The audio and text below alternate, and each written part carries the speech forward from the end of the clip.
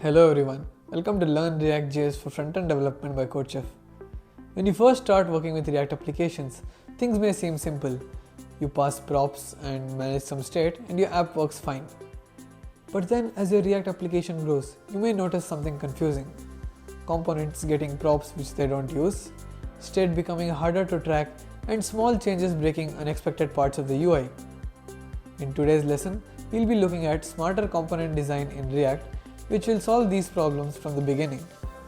We'll be looking at how we can structure our components using composition, decide where state will live in, and how we can make sure components are simple with a single responsibility.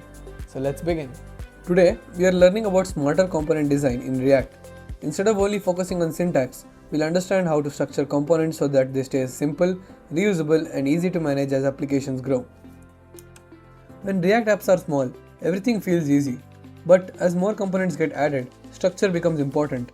Without clear design, props start moving everywhere and state becomes confusing.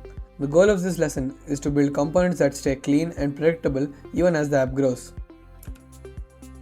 Sometimes data travels through many components that don't actually use it. These middle components just pass props along, which makes them harder to reuse. This is called prop drilling, and it's one of the first design problems beginners face. One solution is composition. Instead of passing the data through many layers, the parent creates the UI element directly and passes it as children. Layout components become flexible containers and the parent stays responsible for the data. This keeps responsibilities clear. Composition is mainly about UI structure, where something appears on the screen. Shared state tools are used when many parts of the app need the same data. A good developer learns to choose the right tool based on whether the problem is layout or data sharing. Another key concept is who owns the state. Control components receive their value from a parent. Uncontrolled components manage their own internal state. The important rule is that there should be only one source of truth for any piece of data. Problems happen when the same data is stored in multiple places. This causes sync issues and unexpected bugs. Decide clearly whether the parent or the component owns the state and keep it in one place. Instead of giving a component full control over your state, give it only the specific ability it needs.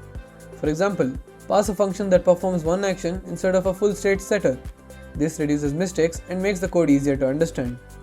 To summarize, to design better components, use composition to avoid long prop chains, decide clearly where state belongs, and keep each component focused on one responsibility. These small decisions make a big difference as your projects grow. Now let's look at this task given in the CodeChef platform. Let's first understand what's happening here.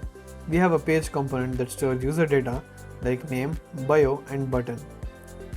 The problem starts when this data needs to reach the card component. Instead of going directly, it travels through multiple layers, main content area and card wrapper. These intermediate components don't actually use the data. They simply receive the props and pass them further down. This pattern is called prop drilling. It works, but then it makes layout components less reusable because they become tied to specific data they don't even care about. When layout components accept many unrelated props, they lose their main purpose. Instead of acting like simple containers, they start behaving like data pipelines. Over time, this makes the componentry harder to understand. If you want to reuse the main content area somewhere else, we would still be forced to pass user-related props, even if that new page doesn't need them. Now to solve this, we use a composition pattern called lifting content up. Instead of sending raw data through every layer, the top level component creates the actual UI content and passes it downward as children.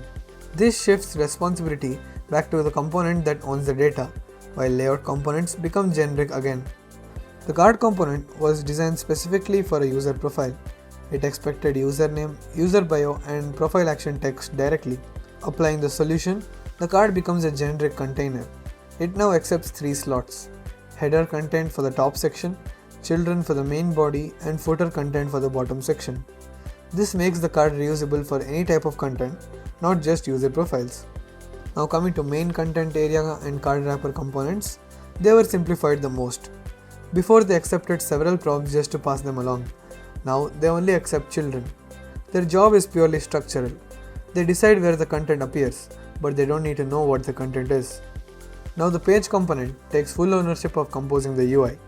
Instead of passing raw data down the tree, it creates the header content, the body content, and the footer button.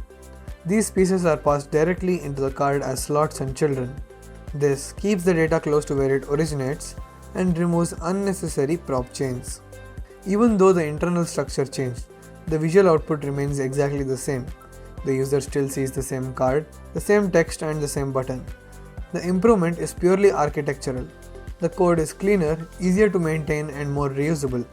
So the main takeaway is this.